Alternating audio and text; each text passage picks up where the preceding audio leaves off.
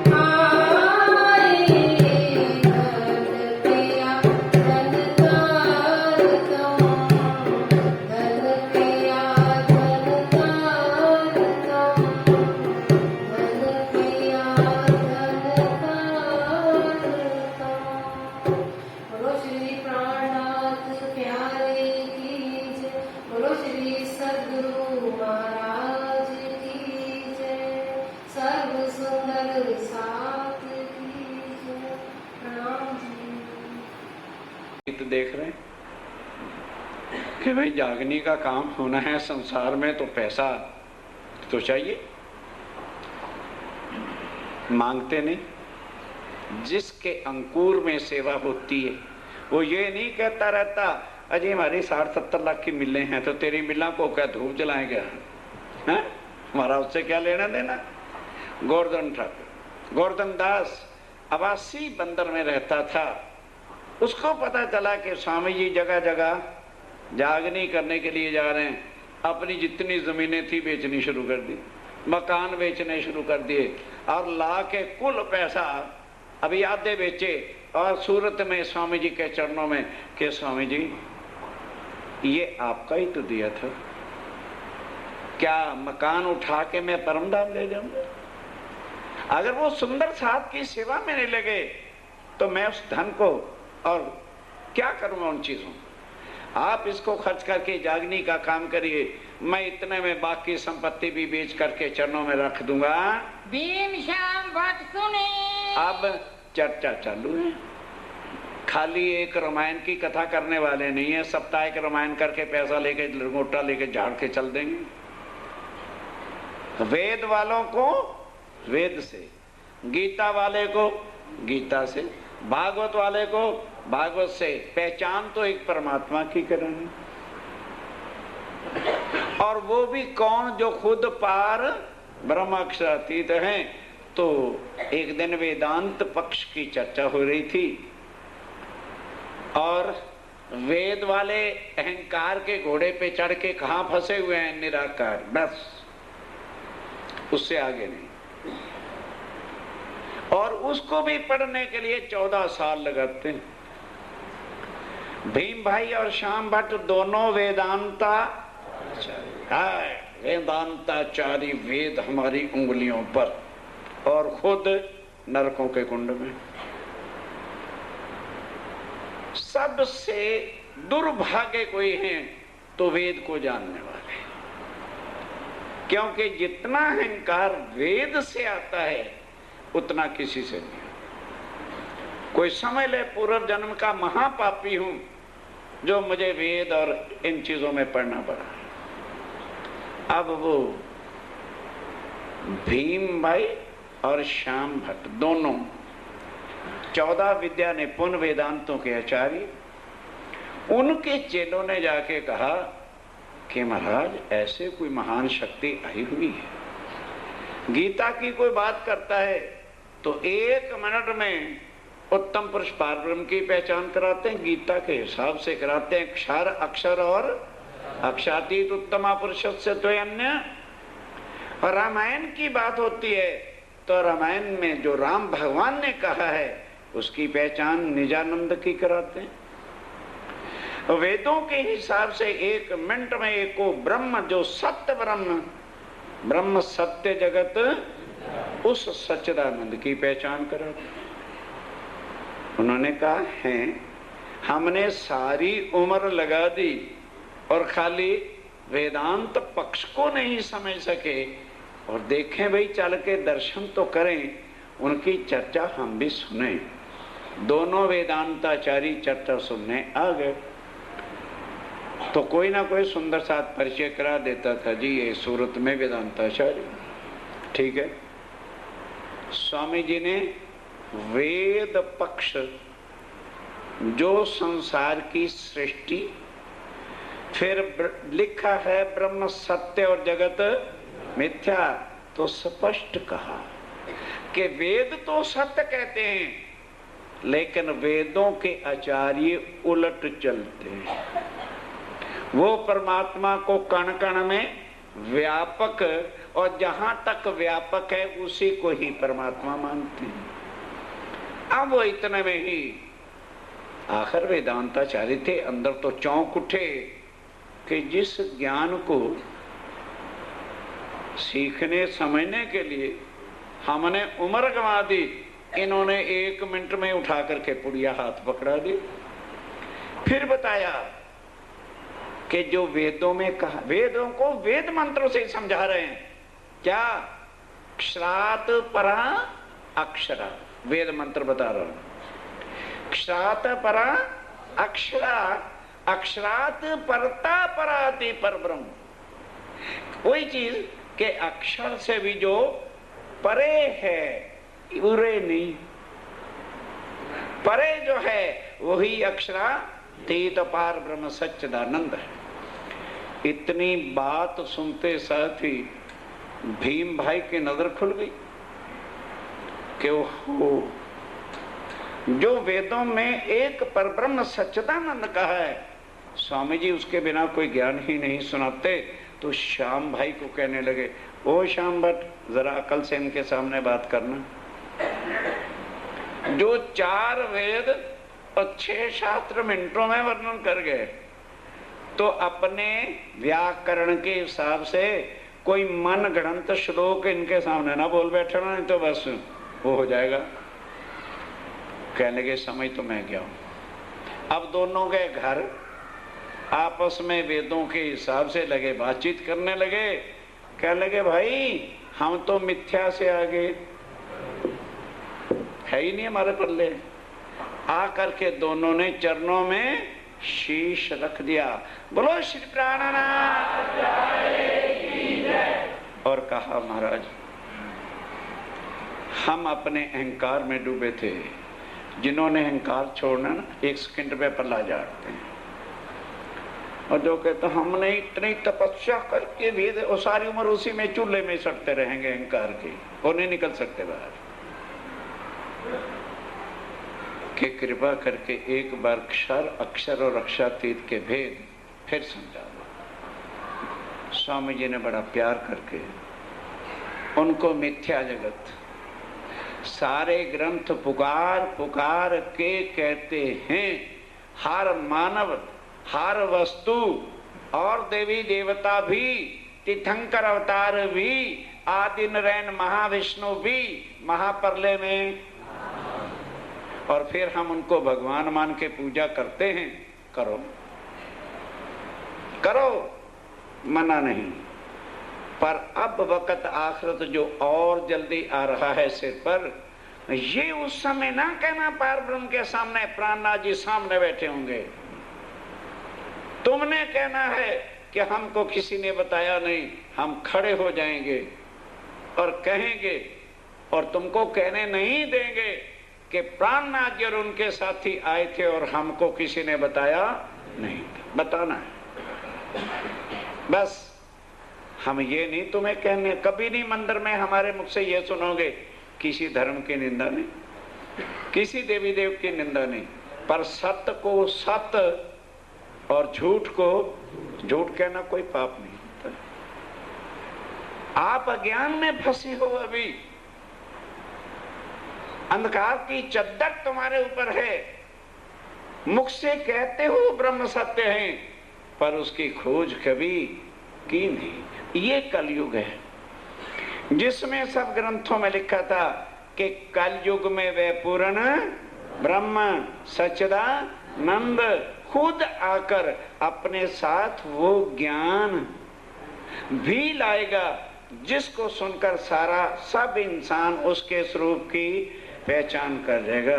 बड़े बड़े आचार्यों ने जब सुना, चरणों में गिर गए और परिवार सहित वेदांत को छोड़कर निज नाम श्री जी साहेब जी की पहचान करके उनके चरणों पे शीश रख दिया।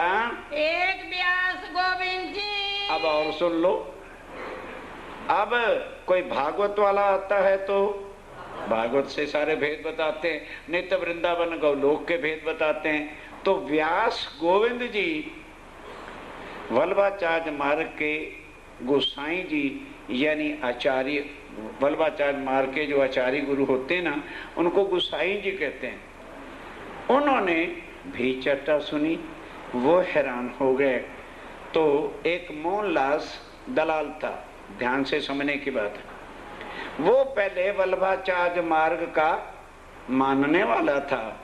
चर्चा सुनी तो तारतम लिया, शिव जी साहब की पहचान कर अपना नाता जोड़ा। अब उसने कहा कि स्वामी जी, व्यास गोविंद जी 40 प्रश्न उनके पास हैं और वो कहते हैं कि इन प्रश्नों का उत्तर अक्षरातीत के बिना कोई दे नहीं सकता। तो कहने लगे ऐसे कर, तू व्यास गोविंद जी को ले आ, उनके प्रश्न ले आ, मैं उन्हीं के प्रश्नों के उत्तर उन्हीं से कहलवाऊंगा। प्रश्न करूंगा भागवत के और उससे वो अपने आप जवाब देगा। वो बुला के ले आए। कौन? मोहनदास, जो पहले उनका चेला था, वो उनको लेकर के आया। कहने के महाराज, आप रोज चर्चा में कहते थे मेरे 40 प्रश्नों का कोई उत्तर नहीं दे सकता, आइए मैं दिलवाता हूं। वो ले आया और आके कहते हैं स्वामी जी, ये व्यास गोविंद जी गोसाई जी हैं वल्लभाचार्य मार्ग के, इनके प्रश्नों का उत्तर दीजिए। अब ध्यान देना, स्वामी जी कहते हैं क्यों भाई, मैं क्यों दूं, तू दे। तेरे पास भी राज्य महाराज के स्वरूप की पहचान और हमारे पास भी स्वरूप की पहचान। तू भी क्षर अक्षर और अक्षरातीत के भेद जानता है, तू भी अखंड नित्य वृंदावन के रास को जानता है और हम भी वही जानते हैं। तो जा तू दे। कहते स्वामी जी आपके सामने तो यह बहुत कठिन है। कहते जब हम कह रहे हैं, कहने लगे हाँ जब आप कह रहे हैं, आपका हुक्म है तो फिर अलहदा बात है। पाँव में प्रणाम किया, स्वामी जी ने हाथ रखा कि जा हमारे हुक्म से इसको उत्तर दे। अब मोहनदास उनसे प्रश्न करता है कि महाराज ये बताइए, तुम रोज भागवत सुनाते हो और कहते हो कि ये वृंदावन है, और भागवत के 12वें स्कंद में बोलो लिखा है कि नहीं लिखा, 4 प्रकार की प्रलय, जब महाप्रलय होगी तो 14 लोक, 5 तत्व और 3 गुण का प्रलय में नाश होगा। तो ये दिल्ली वाली मथुरा बची रहेगी कि नाश हो जाएगा? फिर हमें वहां क्या भेज दो? बोलो फिर वो नित्य वृंदावन कहाँ पर है? इससे परे होना चाहिए कि नहीं होना चाहिए? कहने लगे हाँ होना चाहिए। तो फिर जो अखंड है उसको क्या लिखा है? योग माया में रास ब्रज अखंड है, दोनों कृष्ण वहां हैं। कहाँ? बोलो बोलो। वो अक्षर से उरे हैं कि परे? फिर कृष्ण अक्षरातीत कैसे हो गए? वो अक्षरातीत नहीं, अक्षर से उरे बस रहा, योग माया में, आगे का कोई मतलब ही नहीं। अब उसके बाद कहा महाराज फिर अक्षर से परे अक्षरातीत पार ब्रह्म है। कहने लगे हाँ, तो उसके आनंद की लीला वहां होगी कि योग माया में होगी? तो इस तरह के जो 40 प्रश्न अक्षर, अक्षरातीत, अखंड ब्रजरास और कृष्ण के बारे में थे, किससे कहलवाए? व्यास गोविंद जी से। जब सारे प्रश्नों का उत्तर मोहनदास जी के द्वारा ही हो गया तो अब उसको शर्म मारने लगी। अरे यार, ये पहले हमारा ही तो चेला था और आज स्वामी जी की, श्री जी साहब जी की कृपा से हमको परमधाम का ज्ञान दे रहा है, तो क्या करूंगा गादी को?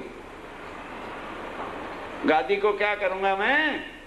जब गादी पर बैठ के मुझे कुछ आता नहीं तो नरकों का साधन तो मैं अपना ही बना रहा हूं, तो दुनिया को मुक्ति क्या दूंगा? छोड़ दी गादी और श्री जी साहब जी के चरणों में बोलो श्री प्राण।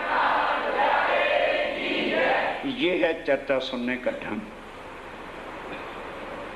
कि रोम रोम के अंदर हमारे वाणी खड़ी हो जाए, और जिससे भी बात हो बड़े प्यार से, किसी का दिल दुखा के नहीं। हमने करना क्या है? श्री जी साहेब की पहचान। साहेब आए हैं, सबके साहेब आए, अपनी पहचान का वो खुद परम धाम से ज्ञान लाए, खुद पहचान कराते हैं। यहाँ का कोई भी ज्ञान ग्रंथ उनकी पहचान करा नहीं सकता था, इसलिए आते समय अपना ज्ञान भी, पहचान भी, परम धाम का स्वरूप भी, लीला भी, सब कुछ साथ लेके आए, ताकि जो भी इस वाणी को पढ़े, अभी सुन रहे हो ना, बिल्कुल डिट्टो बीतक साहब अर्थ वाली, जो इससे भी सरल है, यहाँ उपलब्ध है, मिल सकती है, दोबारा ले लेना, पढ़ना, सब संशय और भी मिट जाएंगे। जब वो हो जाए तो फिर कुलजम स्वरूप, जो स्वरूप साहिब है, जो सिंहासन पे पधराए जाते हैं, साहिब का ही स्वरूप मानकर हम उनकी आरती करते हैं, पूजन करते हैं। इस मंदिर में कोई मूर्ति नहीं। कभी कोई संशय मिटाना चाहे, पुजारी जी के पास हाथ पांव धो के आ जाए, वो आपको अंदर दर्शन भी करा सकते। यहाँ सत्य ही कहना, सत्य का ही पूजन और सत्य की ही पहचान कराते हैं बिहारी जी इन समय। अब जब बड़े बड़े आचार्य भीम भाई श्याम भट्ट और वल्लभाचार्य मार्ग के आचार्य स्वामी जी के चरणों में आ गए, बिहारी जी को हुआ खटका, बुलाया हजूरी को, साले को, ओ नाग जी भाई अब मरे, अब हमें कुछ ना कुछ कंप्रोमाइज करना पड़ेगा। इस वास्ते मैं अब धर्म के नियम बनाता हूँ, और यहाँ तो मैं सबको हुक्म दूंगा, लागू हो ही जाएगा। और बड़े प्यार से उनको भी चिट्ठी लिखते हैं कि अपने धर्म को उज्जवल रखने के वास्ते, ताकि सारे ही कल को प्राणनाथ ना बन बैठे, इस वास्ते मैं नियम बना रहा हूँ। क्योंकि धर्माचार्य मैं हूँ, तो हमने इधर पालन नौतनपुरी में कर दिया है, तुम भी वहां पर पालन करना। अब जरा नियम सुन लेना, उनके क्या हैं? पाती लिख भेजे कलाम, अपनी चिट्ठी नौतनपुरी से लिख के भेजी। 3 बात का बंधेज, क्या मेरा ठाकुर? 3 बातों का परहेज, बंधेज, नियम मैंने बनाया है, क्योंकि मैं धर्माचार्य हूँ। मैंने तो नौतनपुरी में पालन करवा दिया है, और तुम भी वहां सुंदर साथ में करा देना, ताकि कल को हमारे धर्म पर कोई उंगली ना उठाए। सो तुम भी कीजिए, तुम भी वहां करना सूरत में। ये बात बोल सिरे। और ये बहुत आखिरी बात है, मैंने बहुत सोच समझ के ये नियम बनाए हैं, इसको कच्चा पक्का ना बक्सा में ना। एक तो नीच जात को, सुन लो भाई, सुन लो धर्माचार्यों के नियम। एक तो नीच जाति वाले को कभी भी तारतम देना, ये बिहारी जी के नियम है भाई, शिव जी साहब जी के नहीं है। सुनाइयो नहीं तारतम, कभी भी उसको तारतम नहीं देना। क्यों? धाम का धनी तो मैं, तो फिर नीच जाति का मैं धाम धनी कैसे बनूंगा? नहीं समझे? इसलिए नीच जाति वाले को तारतम नहीं देना। दूजे रांडी स्त्री को, और दूसरा विधवा को भूल करके ना दे बैठना तारतम, क्योंकि वो होगी विधवा तो धाम धनी। बोलो बोलो, मैं तो फिर मुझे मरना पड़ेगा ना बाबा ना, मेरे जीते जी तो उनको तारतम। अक्कल है भाई गादीपतियों की, हम पूजा तो उन्हीं की कर रहे हैं। हाँ वो बड़े हैं जो कर रहे हैं ठीक। इतनी अकल अंधी हुई है कि हमने अपने अकल को ताले लगा रखे। अरे भाई सोच भी नहीं सकते कि वो झूठ कर रहे हैं कि सत्य कर रहे हैं ना, वो बड़े हैं। चाहे एक शब्द कभी वाणी का पढ़ा हो, पर बड़े। इतने अंधकार में हम डूबे हुए हैं। तीजे के हम तुम, तीसरा हमारे और तुम्हारे स्वाय, किसी को तारतम देने का अधिकार बंद नहीं देना। ये 3 बात को, ये 3 बात को जहूर की जो उत्तर, वहाँ जाहिर लागू सबके ऊपर कर देना। धर्म उज्जवल देखिए, अपने धर्म को उज्जवल रखना है। कोई करे ना निंदा की कल को कोई निंदा ना करे। छोटी जाति वाले इनके भी तारतम देते फिरते हैं। ये बात पाती की सुन के अब वो चिट्ठी आई सूरत में, स्वामी जी ने पढ़ी और हंस पड़े। लगे लो राज्य महाराज हो गया कल्याण। देवचंद जी ने कहा था आत्माएं उतरी हैं चारों वर्णों, चारों जातियों में। ब्राह्मणों के अंदर भी है, क्षत्रिय के अंदर भी है, वैश्य के अंदर भी है, शूद्रों के अंदर। अरे शरीर ही तो शूद्र है, आत्मा तो शूद्र नहीं हो।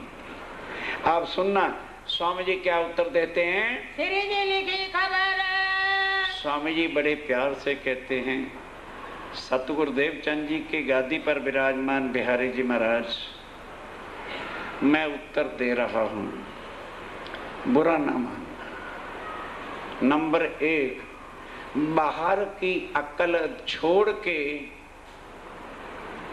बाहर की दृष्टि छोड़ के आत्म की दृष्टि से जरा देखो और विचारो। जवाब 3 बात को, तीनों बातों का मैं जवाब दे रहा हूं। हम तुम्हें लिखो बनाए, मैं तुम्हें अच्छी तरह से लिख रहा हूं, बुरा नहीं मानना। ताको विचार कीजिए, उस पर जरा विचार कर लोगे तो तुम्हारी समझ में आ जाएगी। अहंकार में भुड़क उठोगे तो ताला तेरी अकल को पहले ही लगा हुआ है। श्री देवचंद्र जी राज चलाए कि देखो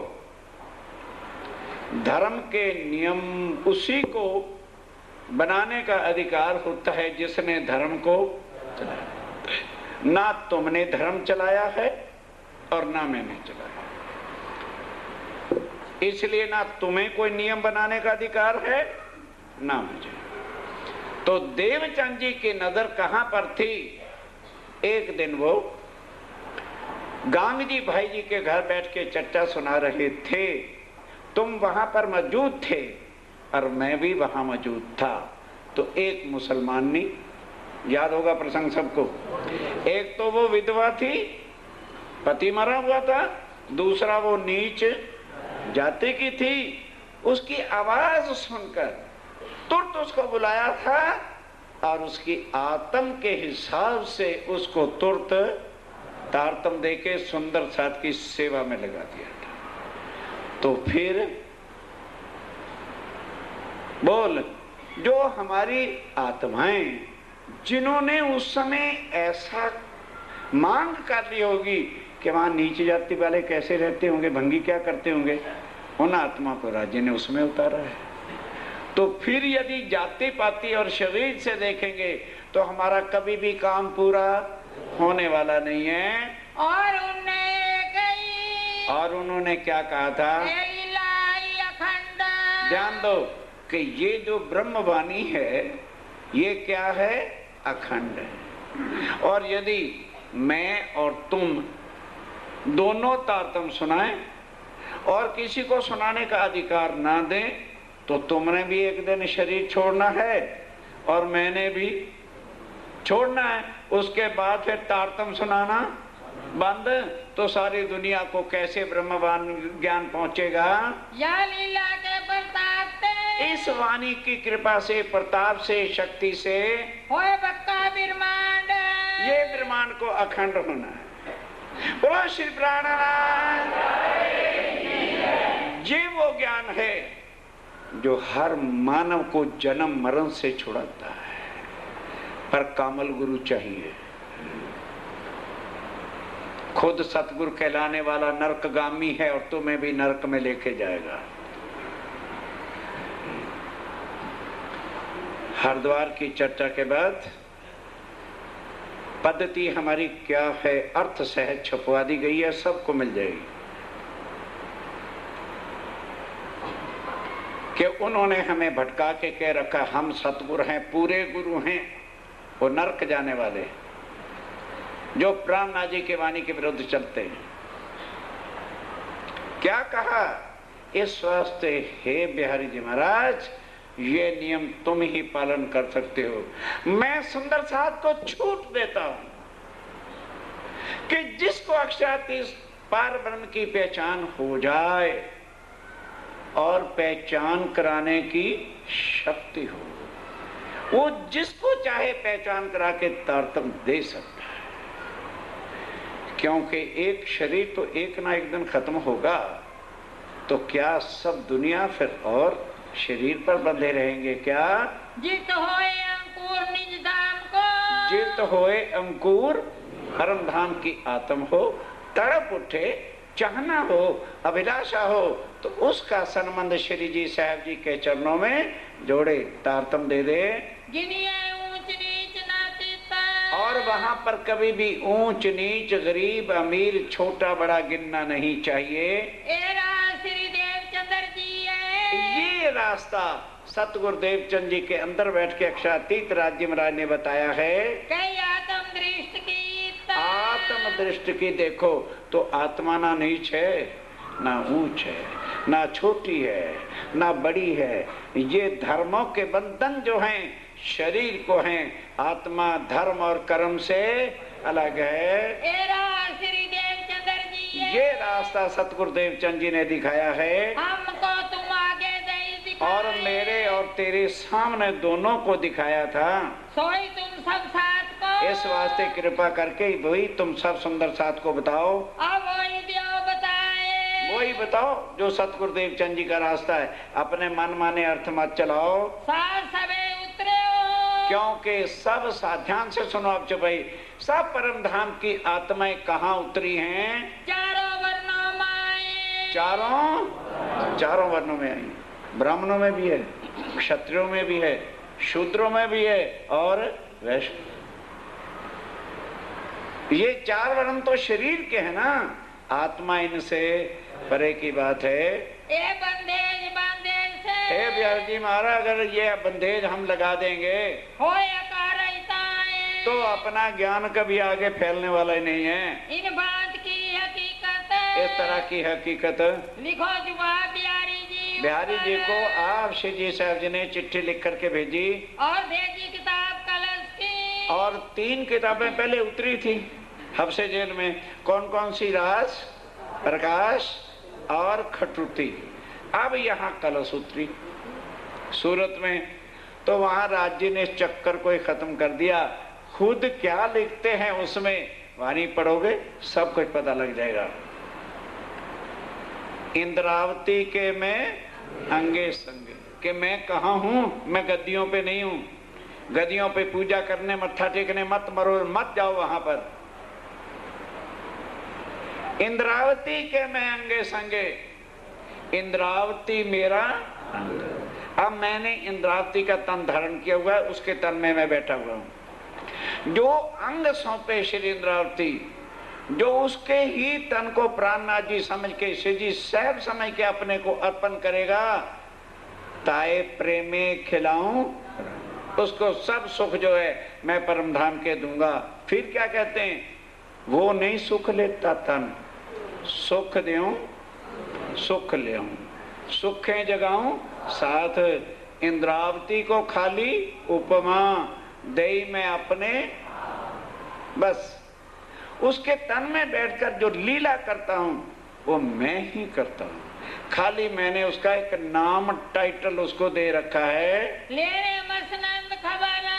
और अब इसको पढ़ ले कि राज्यम राय की गादी वो रुई की है या मोमनों का दिल है, और उसे पहचान करा दी कि तेरे अंदर कुछ भी नहीं। राज्यम राज मेरे तन में बैठे हैं, इंद्रावती के तन में हैं। सुन के बिहारी जी ने, अब जा बिहारी जी ने चिट्ठी पढ़ी और कलश को देखा, बड़ो पायो दुख तब बड़े दुखी हुए। ओहो, मेरा ठाकुर वजीर रहा है ना, इसको कविता बनाने का, अरे भाई अकल की बात है। कहाँ पार ब्रह्म का ज्ञान और कहाँ कविता। अच्छा, तो इसका मतलब है उसको मेरे पर कुछ भी विश्वास रहा नहीं, तो मैं ऐसों का धामधनी क्यों बनूं? इसको भी निकाल दो परम धाम से। क्या चिट्ठी लिखता है मेरा ठाकुर? आखिरी चिट्ठी लिख रहा हूं, खबरदार जवाब नहीं देना। मुझे पता है क्योंकि तू वजीर रहा है ना, तो तेरे वजारत के दरबार में बड़े बड़े कवि आते थे, तो तूने भी कविता बनाने का ढंग रख रही है, कलश पलश को रख अपने पास, मैं नहीं मानता। और केवल मैंने भी अपने पिता श्री देवचंद जी का पालन पाल रहा था कि तू उस समय का साथी है। मैंने आज सोचा मैं देखूं तो सही परमधाम में इसकी आत्मा भी है कि नहीं समझे बिहारी जी महाराज, जिसने तारतम्य लिया, वो कहते हैं मैंने आज परम धाम में चित्तौन लगा के देखा था, मूल मिलावे में तेरी आत्मा है नहीं। इस वास्ते मैंने तुझे परम धाम से भी निकाला और अपनी संप्रदाय से भी निकाला। तेरा रास्ता शिव जी साहब जी का रास्ता और गादी पतियों का रास्ता, जहां मर्जी चले गए। माना नहीं? ये अब खुद देखो, कांच डिब्बी में रखना है कि हीरा, परखो। अक्षातीत चाहिए, शिव जी शहर चाहिए, वाणी को पकड़ो। झूठ ही झूठ और सब कुछ यहाँ का है, तो गादीपति हैं, महाराज हैं, जाओ पूजन करो, कोई नहीं। दोनों की पहचान हो रही है। उन लिख दे जी पाती को। आप बिहारी जी महाराज क्या चिट्ठी लिख रहे हैं, जरा वो भी सुन लो। तुम्हारी राह भैया कि तुम्हारा रास्ता आज से और मेरा अलग, मैं धाम का धनी, तू क्या करेगा? और हमारी भी और है, हमारा भी रास्ता और है। जुदाई हो गई, हम तो तुमको चीनिया। मैं बिहारी जी कहते मैंने तुमको चीन लिया, तुम्हें कविता बनाने का बहुत अच्छा ढंग आ गया, कवि हो गया तू। तुम्हारे माए कलाम, तेरे अंदर कलाम है, कविता लिखते रहता मन गढ़ंत। तुमने हमारे साथ में, मैंने देखा है कि तुम हमारे सुंदर साथ में है ही नहीं, परम धाम में तेरी आत्मा ही नहीं है। हम काटे तुम्हें इस धाम, मैंने परम धाम से भी तुम्हें निकाला, चिंता मत कर, 11,999 ले जाऊंगा, तुझे नहीं ले जाना। इस वास्ते तुमको हम, इस वास्ते हमने तुमको ये साथ से दूर। मैं इसीलिए पढ़ के सुनवा रहा हूँ कि सुंदर साथ को कोई वो ना हो गए, लो जी ने तो निंदा की पड़ी हुई। ये वाणी मैंने नहीं लिखी भाई, प्राणनाथ जी ने अपनी कलम से लिखी है। इसलिए बिहारी जी कहते हैं मैंने सुंदर साथ से तुमको निकाल दे, तुम मेरे सुंदर साथ में नहीं हो, हमारे तुम्हारे नाता नारा। और मैंने आत्मा देखी, फिर हमारा तुम्हारा नाता क्या? मैं धाम का तो नहीं, तू माया का जीव, तेरा मेरा कोई नाता नहीं। जिन पाती करो मजबूर, और आइंदा मुझे पाती भी लिखने की कोशिश ना करना, मैं तेरी चिट्ठी भी नहीं पढ़ूंगा। इन बात पाती लिखी, ये बिहारी जी ने चिट्ठी आए पहुंची सूरत। सूरत आई, स्वामी जी ने पढ़ी, कहते राज्य में राय ले लो, बजाओ बांसुरी। तुम्हें ही परम धाम से निकाल दिया है, करो क्या करना है। अब सोच भी रहे हैं कि अगर सुंदर साथ को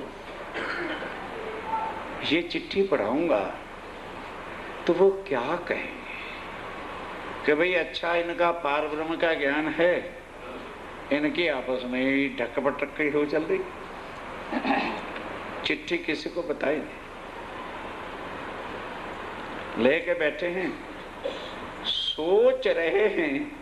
तो जब आदमी सोचता है तो थोड़ी मायूसी आ ही जाती है। भीम भाई आया, स्वामी जी इसी सोच विचार में थे।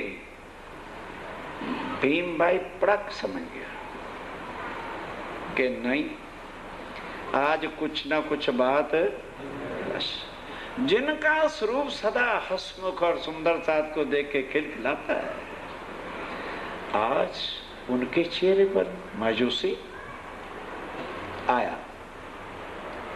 शिव जी के चरण पकड़ के कहते स्वामी जी आज आप उदास क्यों हैं? नहीं, बनावटी हंसी हंस दी।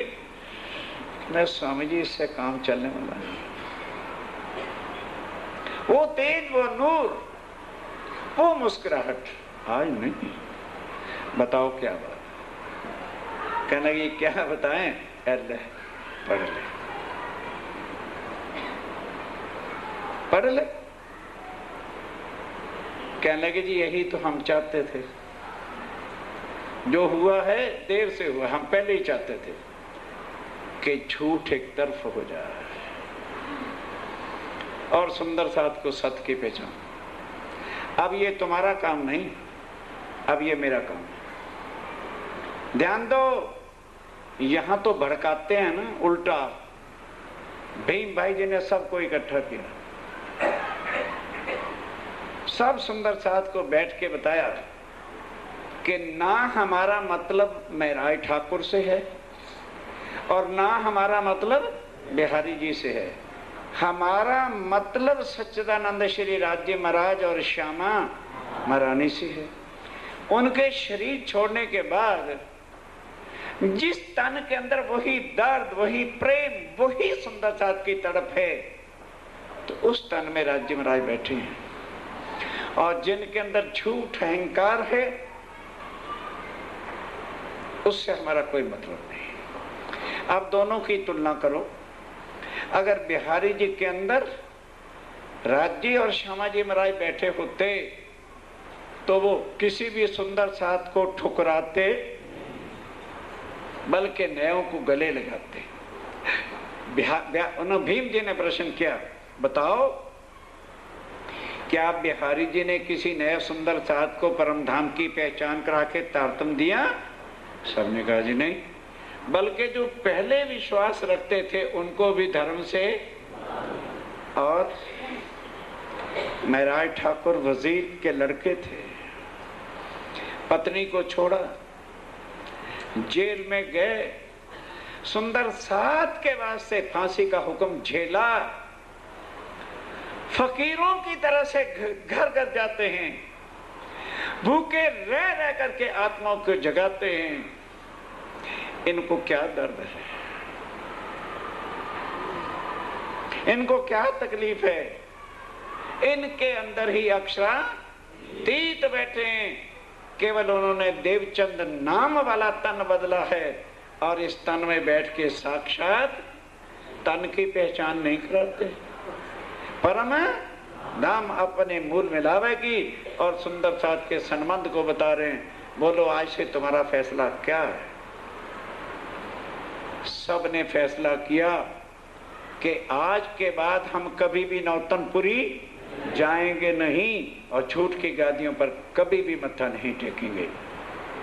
पर हे भीम भाई, किस मुंह से स्वामी जी को कहें कि हमारे आप धनी, हमारे आप प्राणनाथ हो? वो तो कभी मानते ही नहीं।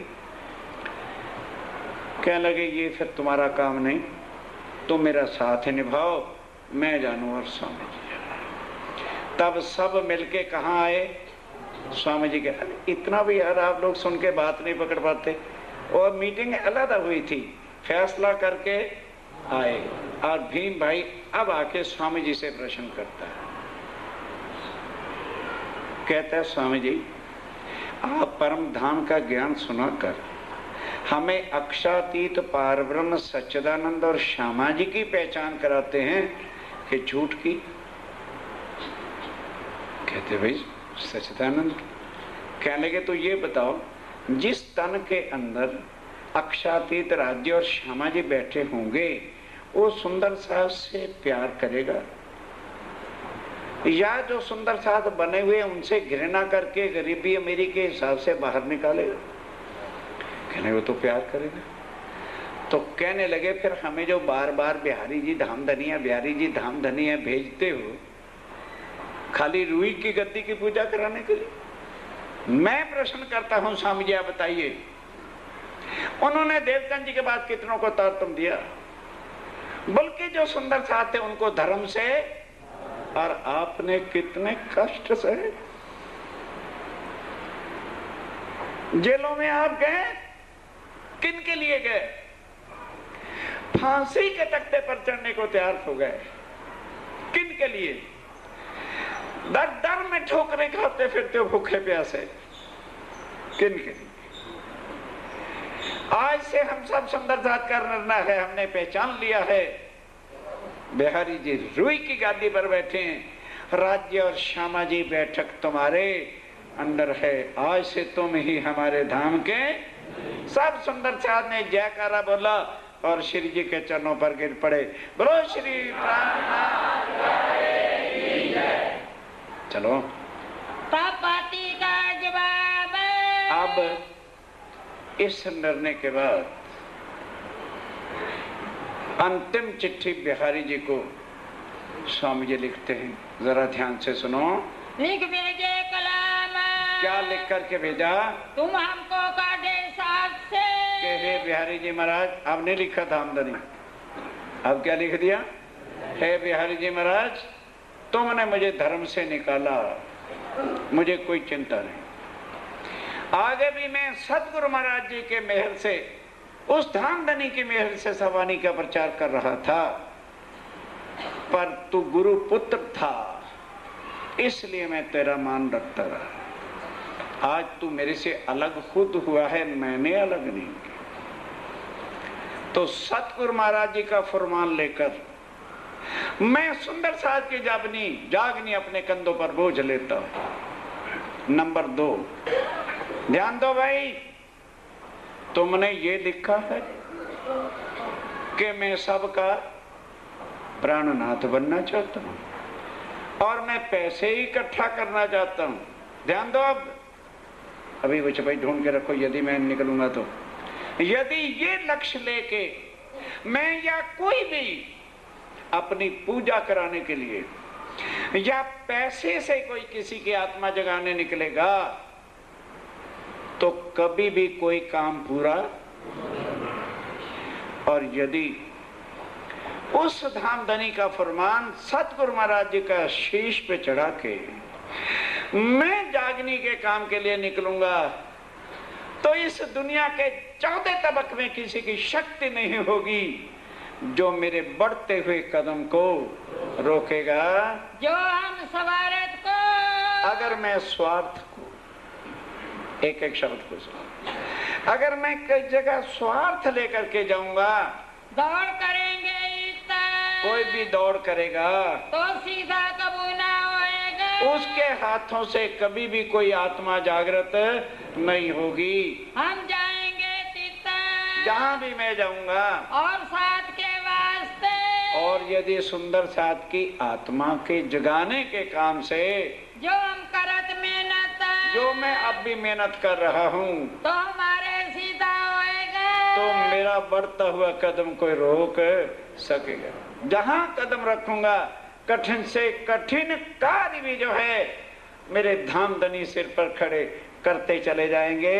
नजीक साइता, वो शायद वो समय नजीक आ गया है कि अब हमने सब आत्माओं को जगा करके वापस परम धाम जाना है और दुनिया को अखंड मुक्ति देनी है। इन बात का जवाब इस तरह का जवाब पाती में लिखे कलाम, पाती में लिख करके भेजा। हम तो कमर बांधी और मैंने इस काम की कमर कस के आज से प्रतिज्ञा कर ली है, जाके धनिये पकड़े हाथ, और वो सुंदर साथ मेरे से कभी दूर नहीं हो सकता, वाणी से अलग नहीं हो सकता। जाके वो भागा चले आएगा अपने धर्म बंधनों से, कर्म बंधनों से, पंथ बंधनों को छोड़कर आत्म का संबंध एक श्री जी साहब के चरणों में आकर के जोड़ते चले जाएंगे। लालदास तो इन समय अब अलग हो गए। अक्षाती सिर पे खड़े, उन्होंने कहा भी इस वक्त कोई लोहा लठ साथी चाहिए जो मर मिटे लेकिन ईमान से ना गिरे। तो कौन? सेठ लालदास लक्ष्मण दास परम धाम की वो आत्म है, लेकिन माया में करोड़ोंपति सेठ बना बैठा। राज जी ने जबराइल को हुक्म दिया है, जबराइल करोड़ापति को सवेरे भिखारी बना दे। 1 मिनट लगता है, मेरा बैलेंस है, मैं कैसे सेवा में पेटियों में संभाल के रखो। 7 जहाज अरब से लाखों रुपए का सामान लदा आ रहा था। एक तूफान आया, नहीं आया? सातों के सातों घर के अंदर टोटल टैली। अब उधर गोदाम थे, वहां पर रखा हुआ था चौकीदार। ओ भगवान, कहीं हुक्का बीड़ी पीता था, एक चिंगारी उठी और सारे गोदाम स्वाहा। अब ऐसे में देने वाले ठट्ठे नगर से बाहर के जब हुंडिया रहनी किताबें जल गई तब हम क्या देंगे, और लेने वाले ए सेठ लक्ष्मणदास जी 3 लाख रुपए चाहिए, दूसरा क्या ए सेठ लक्ष्मणदास जी 10 लाख, जल्दी लाओ आज का वायदा है। इज्जत बचाने के लिए जो मकान थे वो भी सारे बिक गए, घर का सोना चांदी बर्तन भी बिक गया। अब चले खाली हाथ, लोटा भी नहीं बचा के पानी पी। कौन? खाली लालदास नहीं, करोड़ोंपति सेठ 1 मिनट में नशा उतारते हैं राज्य में। अगर पहले से ही सेवा में लग जाता इतने दिन ना देखने पड़ते। अब सोचने लगा, उसको नहीं पता चला कि स्वामी जी और बिहारी जी अलग हो गए। उसका टेलीफोन तार कोई पोस्ट विभाग तो आज से 400 साल पहले देश में था नहीं। उसने कहा भी अब चलना चाहिए कहाँ? धाम बिहारी जी के चरणों में। जब तक मैं उनके दर्शन नहीं करूंगा तब तक मैं अन्न जल ग्रहण नहीं करूंगा, फलाहारी दूधारी चले। करते करते करते मंगलोरपुर पाटन आ गया। वहां एक सुंदर साध मिल गया। सुंदर साध ने कहा, अरे भाई कहाँ जा रहा है? बिहारी जी ने स्वामी जी को धर्म से निकाल दिया, अलग हो गए। उसको बड़ा मेरा उनको जो है लालदास को बड़ा गुस्सा चढ़ा, दिल में बड़ी खटपट हो गई कि ये कमबख्त क्या कह रहा है। स्वामी जी तो सबको जगा जगा के वहां भेजते थे। फिर ठंडा होके सोचा, अरे नौतनपुरी तो जाना है, मंगलपुर पाटन से सूरत नजदीक है, पहले सूरत ही हो लूं और उसके बाद नौतनपुरी चला जाऊंगा जामनगर दर्शन करने के लिए। तो साथ क्या था? पत्नी जिसका नाम था लालबाई। लालदास जी की पत्नी का नाम क्या था? लालबाई। लड़का नहीं था, एक सिर्फ लड़की थी, उसका नाम था श्यामबाई। तीनों को लेके चल पड़े। ताव से नाव चढ़ के, ताव से नाव चढ़ के आए बंदर सूरत। सूरत बंदरगाह आ गए। संवत 1729 संवत 1729 का साल था। आए पहुंचे सरत। यहाँ आकर के पहुंच गए। आए के श्री साहब जी के, आए के श्री जी से सारी भी तक पढ़ते जाना, बल्कि कई बार मेरे भी मुंह से गलती से स्वामी जी निकल जाता है। श्री जी साहब के चरणों लगे दो कदम पे आके शीश रख दिया। नियम था नाई का, अनाज का नियम रखा था कि जब तक बिहारी जी महाराज के दर्शन नहीं करूंगा धामधनी के, तब तक रोटी नहीं खाऊंगा। सौंपी थी आत्म, अपनी आत्म सौंप रखी थी। श्री जी अपने चित में। अब ध्यान देना, रोटी का टाइम हो गया, हवा लगी, चलिए सब सुंदर साहब, उस समय घंटी वंटी बजती हो गई या जो भी व्यवस्था थी, सब भोजन के लिए चल पड़े। स्वामी जी ने लालदास को कहा, भाई भोजन जाओ करो। कहने लगे, मैंने प्रण कर रखा है, जब तक धाम दर्शनी धनी के दर्शन नहीं करूंगा तब तक मैं भोजन है। अब यहाँ स्वामी जी मुख से कहते हैं कि तेरा प्रण पूरा हो गया, तू धाम धनी प्राणनाथ जी के चरणों में आ गया। आज पहली बार मुख से कह दिया कि तेरा प्रण पूरा हो गया। तब आप श्री मुख, तब अपने मुख से कहा, यह पूरा तुम्हारा पन्ना, तेरा प्रण प्रतिज्ञा पूरी हो गई। ये सुंदर साथ क्या मिलावा तो शिव जी साहब के चरणों में आ गया है। कछु फिकर ना करो, कुछ फिक्र ना कर, वहां जाने की अब बिल्कुल जरूरत नहीं है। पहुंचे मिलावे सैयन, तो सुंदर साथ के मिलावे में आ गया है। श्री मोहम्मद के मोमिनो, आप धाम के धनी अक्षातीत श्री जी साहब कहते हैं, मेरे परम धाम के साथियों, ए शरत करो याद, इन बातों को हमेशा याद रखना, भूल के भटक नहीं जाना। फिर लाल आगे की को, अब लालदास कहते हैं, यहाँ मैं आ गया चरणों में, और अपने आप को कैसे अर्पण किया और क्या क्या हुआ, बाकी पन्ना जी तक कैसे बीती बातें वो मैं आपको बताऊंगा। जो झगड़े की बुनियाद। कहोगे जी ये क्या, यहां से झगड़ा होना है शुरू, युद्ध शुरू, झूठ और सत्य का युद्ध शुरू। जिस धर्माचार्यों ने, गादीपतियों ने जुल्म सितम मचा रखा है, मानव का खून चूसने के लिए झूठ की गद्दियां बना रखी हैं, उनका सिर नीचा करने के लिए सत्य का ज्ञान सुना सुना करके सारे मानव को उनके हथकंडों से बाहर निकालने का ये युद्ध है जो शुरू होता है। हजरत हाजित करी 10 बजे बंद करना क्या, चपाई द्रो।